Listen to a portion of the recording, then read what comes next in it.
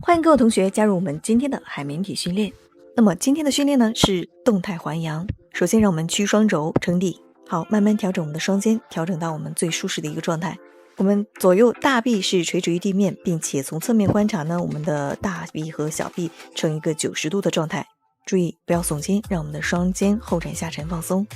尽量让我们的背部和腰部呈一条水平线，并且让我们整个臀部坐实于地点。在起始位之前呢，我们先调整2组呼吸，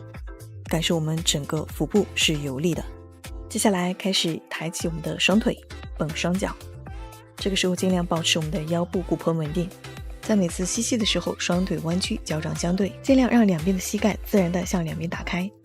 脚后跟尽量靠近我们的会阴处，但不要过分用力。呼气，慢慢还原双腿。那么这组动态还阳呢，长时间的正确练习呢，能够改善我们的肾功能，使阳气更加充足，能够促进我们下半身的血液循环，同时舒缓我们身体的肌肉紧张，尤其是腰部和背部的肌肉，舒缓我们身体疲劳，有助于改善睡眠质量。有任何问题的朋友，或者是想参与更多课程内容的，